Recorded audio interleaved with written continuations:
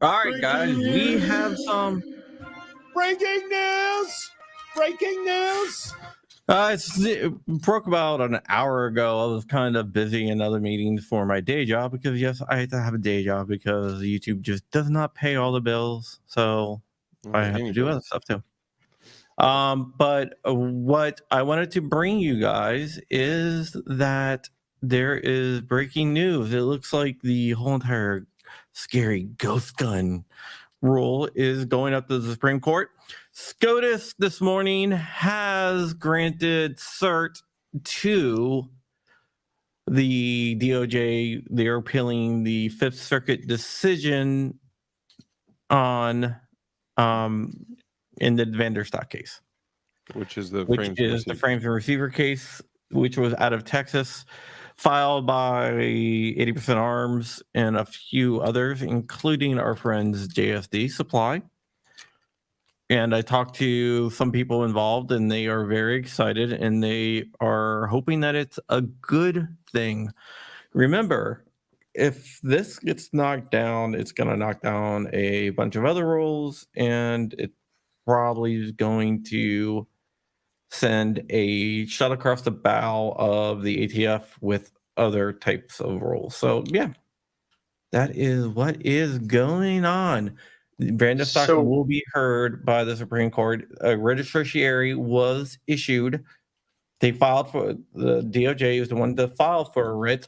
Right now, there is a stay on the Fifth Circuit's decision to basically do a PI on that. They preliminary injunction. So yeah, we did this whole rabbit season, duck season thing. Yeah. So finally solved. So basically, let me make sure I understand this. Something like a polymer 80, basically Glock. This is all about Glock frames. This isn't about, or Glock clone frames. This isn't about any other, 80%er as far as the ATF rule is being applied. So right now, the Fifth Circuit, said Court of Appeals out of New Orleans. Okay, so Fifth Circuit Court of Appeals said, "Hey man, you're good to go. Sell them things." And who put a stay on that? The Supreme Court did. Supreme Court put a stay on the sell 80%ers. Yeah, it was what's called an administrative stay, which means we're not taking a look at it. We're not saying who has a chance to win. We're just doing an administrative stay to keep the status quo until we can decide whether to grant cert. Okay. So basically, ATF said, "Hey, we're taking our ball from the Fifth Circuit, and we're going to appeal to the ATF." Yeah, Jordan wants to know any word how long it typically takes. It was granted cert now, so it'll probably be heard in the fall, and we'll probably have a decision by next spring. Ouch. So we're talking like 9 months away. 9 to 12 months. Man. So spring, summer, maybe they should hear it probably in the fall. By June, we'll have a decision. It could be sooner than June. It could be, but by June. So if we say, oh, man, that's crazy. So probably over a year is what you're saying. I'm not saying, I would say 9 to 14 months. Man. If they would have said, no, we're not going to grant cert, what would have happened was the injunction would have automatically kicked in. Could it be interpreted that the only reason they would put an administrative stay on it and take it in at all is because they disagree with the Fifth Circuit decision? It could be that way. It could they just, I mean, they could disagree with it, or it could be that they keep on seeing these cases coming down, frame fevers, pistol braces, all these rules that the ATF are making, and it could be that they're just saying, this is getting ridiculous. Let's just rule on this, and this is going to affect everything, and we don't have to worry about taking it up anymore. I know one of the most difficult things to ever do is project or guess what's going to happen with court. You know what I say about predicting what the Oh, Supreme Court's going to say. for sure. In any case, I mean, we obviously were all surprised by what happened with Matt Hoover with CRS Firearms, right? I don't think most of us did not expect that to go down like that. So I think No. I'm just wondering if there's, I just asked if it was possible, I guess anything is possible, but possible and probable are two different things. Yeah, possible and probable are two different things. We'll see what happens here. I have a good feeling about it, to tell you the truth. Really? But I could be wrong. It's just a feeling I get with looking at some of the other rulings. Okay. Have you talked to any other prominent attorneys about this announcement and gotten their impressions? No. Yeah, I was curious about that because I was in a absolutely meeting the whole entire time. I just got off the Okay. meeting literally All right. minutes ago. I absolutely do not have a good feeling about this. And trust me, my business depends on it going well, So Well, we'll know more. The reason I get a good feeling about it is the cargo case. I think it's going to go our way. I think we're going to get bad dicta out of it, but I do think it's going to be a ruling for cargo. And Cargill is bump stock or Bump stock, brace? yeah. Bump Bump stock. stock. So by looking at that, I think this will go our way, but who knows? Once the Cargill decision does come out, I think it's going to be a 5-4. It will let us know what's going to happen here. Man, I am marking the super chats. We'll get to them in a minute. Thank you so much, guys, for the super chats.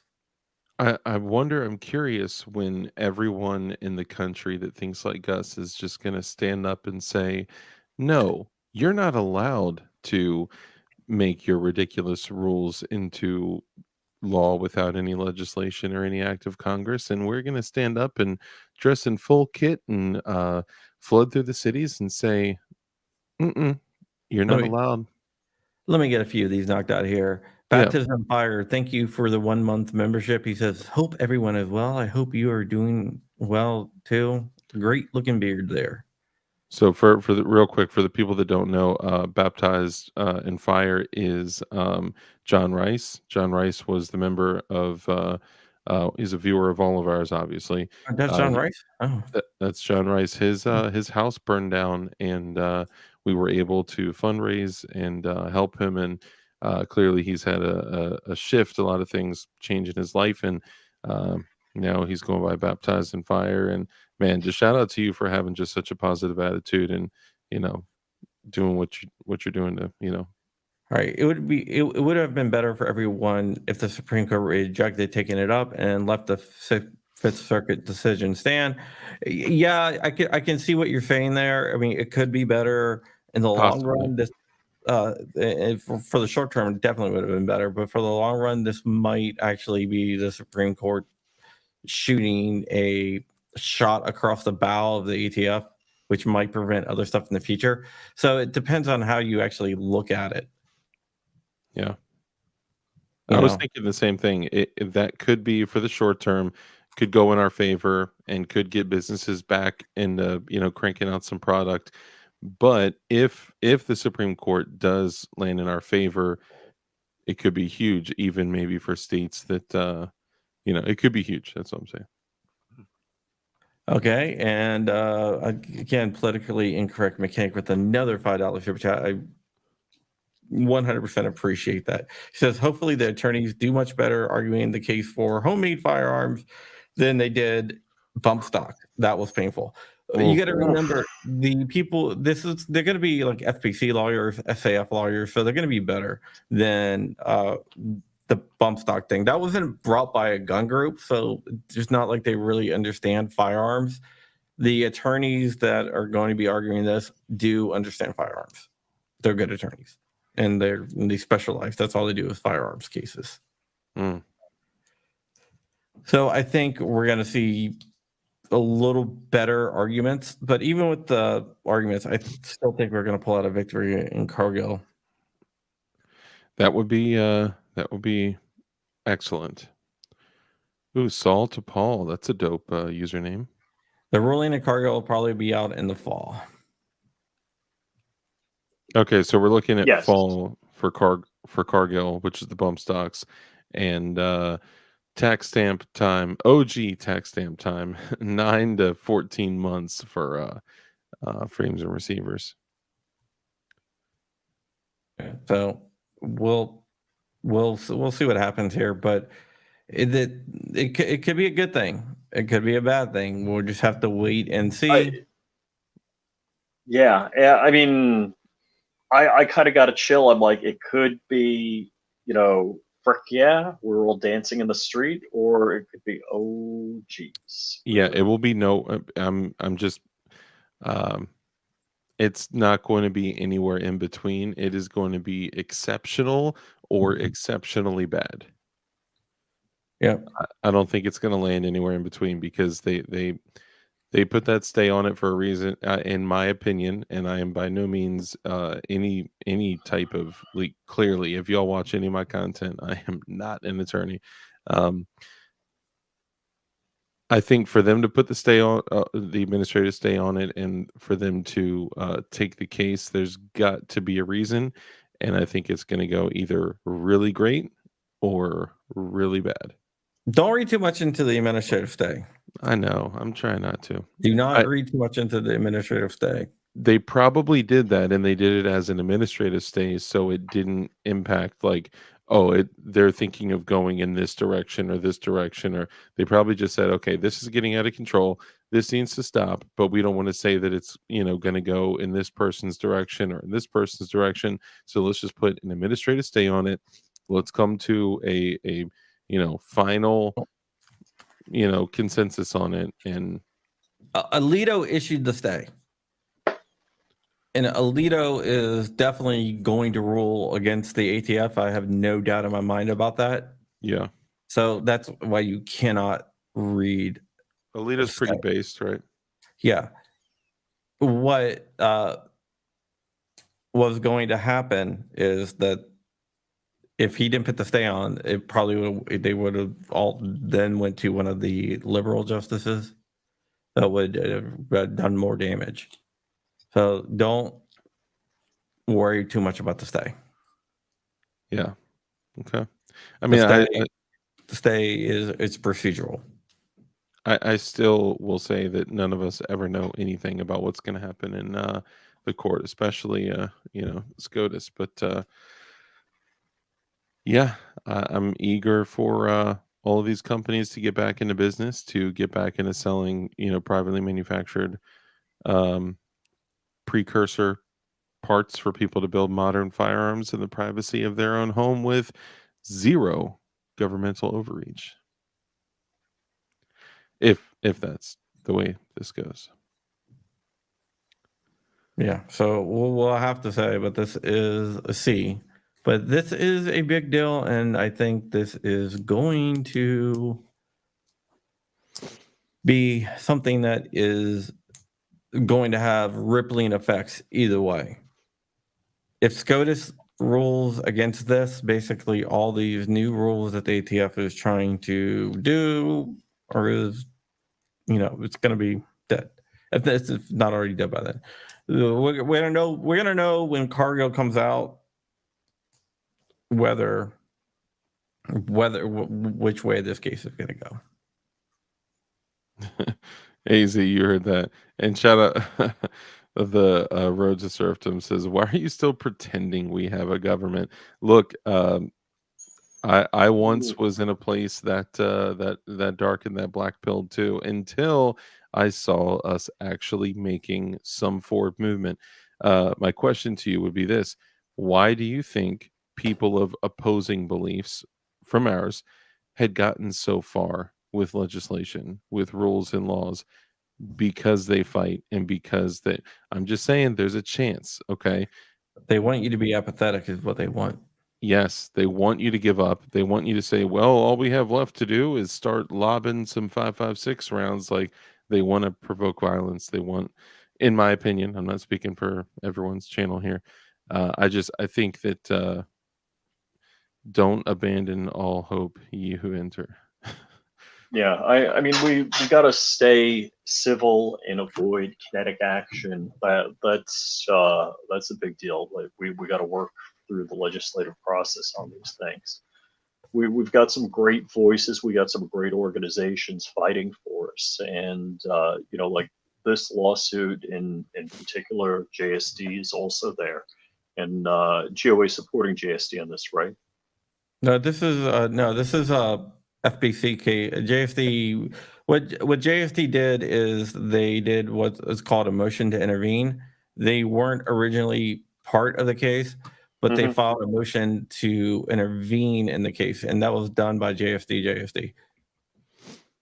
Now, do I know some of the people who represent JSD? Yes, I do. I'm just trying to fix my camera. Somehow I got like bumped. I definitely do know some people that represent JSD. I'm very close with some people that represent JSD. But JSD, they did a motion to intervene, and yeah, that's where they came in at. The original case is Black Hawk Manufacturing, which is 80% arms, and everything else. So we'll have to see. Rich, you and I were having a conversation.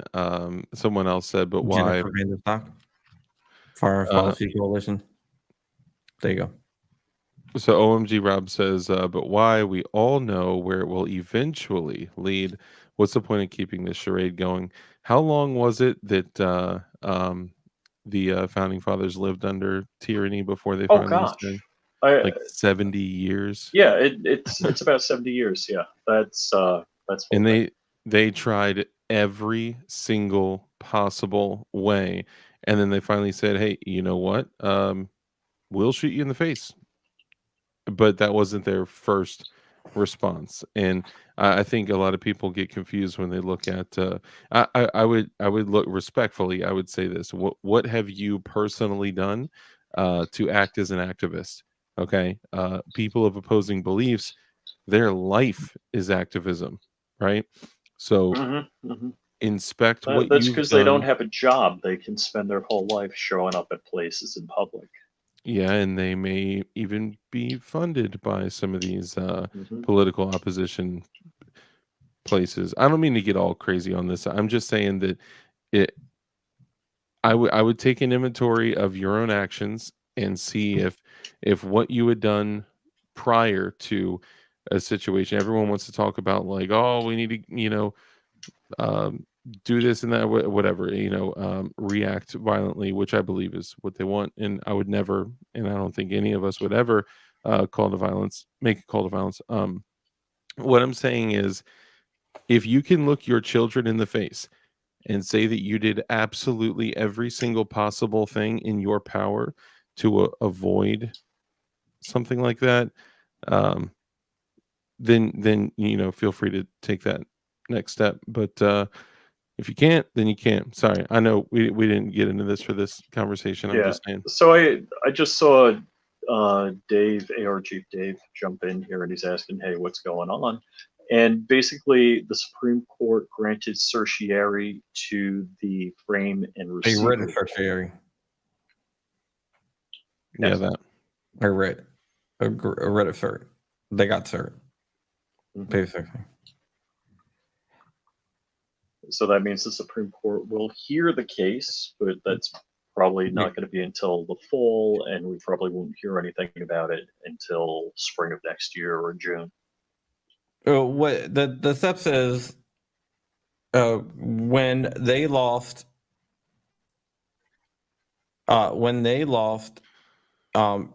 the 3-judge panel and the Fifth Circuit Court of Appeals, they could have asked for a en banc, which means the full Fifth Circuit would hear it. The issue with that is they were destined to lose there, so they knew that. So they went directly to the Supreme Court. They asked for a stay. The Supreme Court granted the stay. They filed what is called a writ of certiorari. They petitioned the Supreme Court for a writ of certiorari. Basically, you petition the Supreme Court, say, "Hey, please hear my case." And the Supreme Court can say, "Well, we're going to deny cert, or we're going to grant cert," which means that they're either going to deny hearing the case or they're going to grant hearing the case. And in this term, they granted hearing the case. And now both sides are going to go to war. They're going to start compiling data, compiling whatever. They're going to go in front of the Supreme Court, and it's relatively short. It's not like a multi-day thing. It's like an hour, and they're going to say, "This is what we believe. This is what it is." The justices are going to have a chance to ask questions to both the appellate and the other party. So basically, they're going to ask the government questions. They're going to ask the lawyer for the plaintiff's questions. And from there, they're going to say, "Okay, we're going to take this into consideration." And at that point, we should know a little bit. We should have a better feeling where this is going to go. They'll go back. They'll discuss it. The people that the majority, they will file an opinion. You can have concurrent opinions, which means we both agree on the outcome, but we just disagree why. And then the people who don't agree with it on the Supreme Court, the justices that don't agree with the Supreme Court, they'll file what's called a dissent and say, "We disagree with this court's decision, even though we're bound by this court's decision. Mhm. Here's a reason why we're disagreeing." The dissent is just them explaining why they didn't disagree, but it's not legally bound. It doesn't bind them to anything. But the majority opinion will bind it.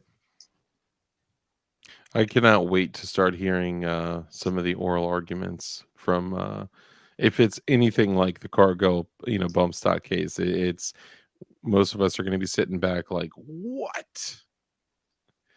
Unbelievable Now, stuff.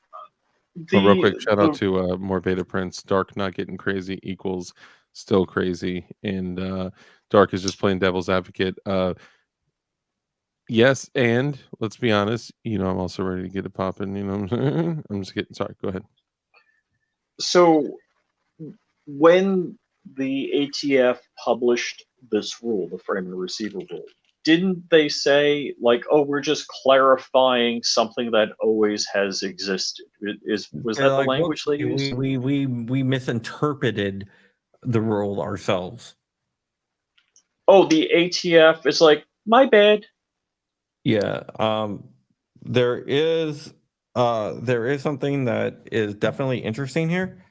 One of the things that is interesting is that this is a lot of APA violations. So Administrative Procedure Act. Yeah. These agencies cannot make laws. They use Chevron to do that. One of the issues with Chevron is Chevron was supposed to be for civil stuff, hmm hmm and And obviously, ATF It is is well. majority criminal, not yeah, civil. majority Yeah. is not criminal. Really? The majority of the ATF is like Like industry stuff. cease and desist? Yeah, really. Not really cease and desist, but it's more of like Like inspection, regulating industry stuff. Oh, okay. I could see that. I could see So that. what bothers me, and I don't know if I'm going to be peeing on the third rail here, but Usually a flip says that. 1911s, 80% ARs, 80% AKs, basically every other 80% firearm is okay. It's just Glock pattern that isn't okay. it polymer basically. Yeah. Well, not Yeah, even all right, polymer because the MUP one got caught up in that. So the MUP one that sorry, the MUP one so I figured that because it seemed to me, and I don't even know if we want to go down this route because I don't want to give them any ideas because we know we have some ATF viewers out there. But it seemed to me like what Rich is saying is steel, aluminum, and in most cases where you buy your no. It's ARs is okay. Flats are okay.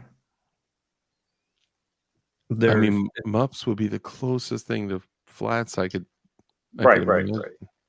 So If how do you they were get the flat- camel through the eye of that needle?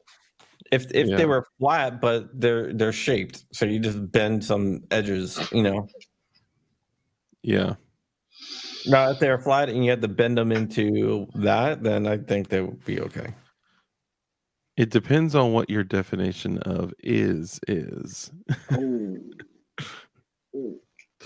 We have the best viewers. So somehow, if I'm like trying to be a judge and understand the ATF and the Okay. writing and their intent on this rule, is they're saying, hey, we messed up on understanding our rules.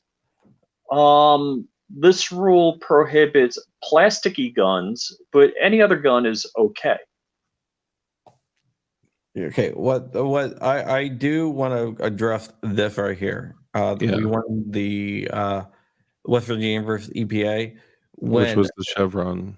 with the Chevron case. Yes, when that happened, I looked at the decision and I'm like, it was very narrowly tailored where they didn't address almost anything that would be helpful. I called it a shot across the bow of Chevron, but not the depth of Chevron, because it only affected that one single case, and it was written so it only affects that one single case. And I think that was the Supreme Court telling them, hey, we're about to pull this. If you keep on doing this crap, we're not going to do it. We're going to give you a chance to fix it. When that decision came out, a lot of people were saying, no, this is the death of Chevron, it's the death of whatever. And if you guys recall, I was like, no, that's not what it is. It's a shot across the bow, definitely, but it's not going to really change anything other than this case. But there have a lot of people that made the decision in that bigger than what I thought it was, and it looks like it is. Yeah. So basically, it was bigger than it was smaller than a lot of people blew it out to be. I think a lot of us thought. Sorry, Yeah. Gun Day morning quarterback brings up the fisherman case. That case involving that's taken on Chevron as well. I can't remember. It's like the National Fishermen's whatever, but I think that's going to have a bigger impact than West Virginia versus EPA. I think they're going to expand that. That's taking on Chevron directly. That's a big case. It has nothing to do with guns, but it will have a rippling effect into the ATF rulemaking. Yeah, I think a lot of us expected West Virginia versus the EPA to have more of an impact on the way that the ATF was, I I you know, told you when before they even came out with that, I said this is not going to be. I hate that I was right, but C&T I Designs told and you. Arms. Shh. Don't give them any ideas, man. Don't give them any ideas. They will run with it.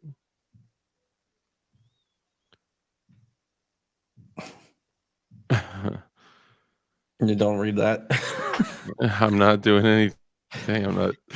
I did. Yeah. Well, Yeah. Crump, I thank you saw for. I, I saw you looking Crump, at it. thank you for explaining this in a way that most people can understand, Crumpy. I appreciate that, and I think that it's important for all of us to follow things like this. And I think it's also important that all of us still prepare for anything that may happen in the same breath. And I don't want people to get confused with my earlier remarks. I think that it's important to prepare in all things because you never know what direction things could go. Okay, I want to address the BCA because he asked me any thoughts on how to address the BSCA, which is the Bipartisan Safer Communities Act, which does not actually make us safer.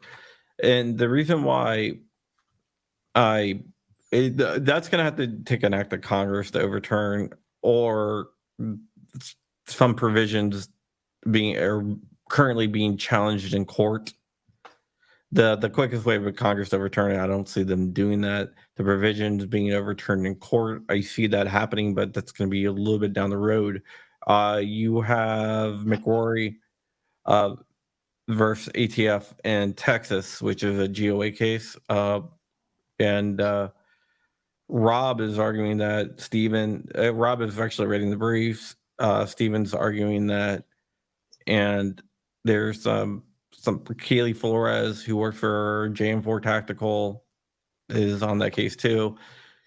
McQuarrie's, all those cases, all those people might be in this chat right now. Let's put it that way. In that case, that's challenging the BSCA.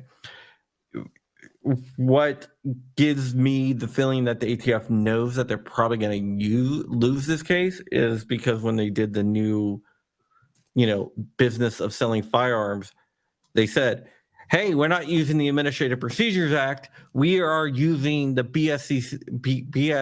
BSCA. Congress has delegated this authority to us to make this rule. And by them stating that over and over and over and over again, they know that at least they think that they have a good chance of losing this case. If that makes you feel any better. But yeah. Do you have that audio button where it goes game? No. No. Okay. All right. I think the Biden Safer Communities Act is a bunch of horse manure, and anytime any bill or anything like that is labeled something like rich. What have you said in the past? It's like Don't put you drunk and crazy. well, no, not just that. If there's a bill and it's like protecting the Yeah, if it was homeless like to love college and students. care for puppies, there'd be a wood chipper involved. Yeah. Yep. And also, if you would do me a big favor out there, guys, if your uncle was not eaten by cannibals, go ahead and hit that thumbs up. No, it was sharks swimming on the backs of cannibals, or cannibals swimming. I forget. I don't know. It If was you don't know sharp. what I'm talking about, Biden said that his uncle was eaten by cannibals, and then the White House had to walk Well, that back. his uncle was a famous aviator spy engaged in espionage and surveillance of the enemy, doing reconnaissance during World War I in a hot air balloon. You guys remember it was sharks with freaking laser beams. All right, with that, I think we've talked about this enough. So Yeah. remember, go ahead and hit that like, comment, and subscribe. I thank you all for joining us today. It is a beautiful day out there. Hug your family, do all that good stuff. Mhm. And with that, I want to say Flying Rich over there has a contest on flyingrich.com. We also have a new website. We're going to be putting more links on here. We're rolling it out shortly. Where We Yeah. can't say the domain part, the dot something part, Oh, right? You go We can't. Yeah, if you go to pro2a list dot whatever, just try them Com. all. You can find basically a deal site with the best deals on firearms and accessories, and also it helps out channels like mine, like all of ours. Yep. And with Yep. that, follow Flying Rich at flyingrich.com, Flying Rich on YouTube, Flying Rich Firearms on YouTube, Flying Rich _official. There, DLD After Dark here, Dark Mavis himself runs a company that is DLD Hardware dot whatever. You can find that where they sell parts, jigs, and all that other good stuff. Also follow them on DLD After Dark. We have a podcast called the Uncensored Podcast on Mhm. Rumble as well. And you guys all know where to find me. Yep. And with that, we are out of here. Thank you so much for watching. And with that, bye.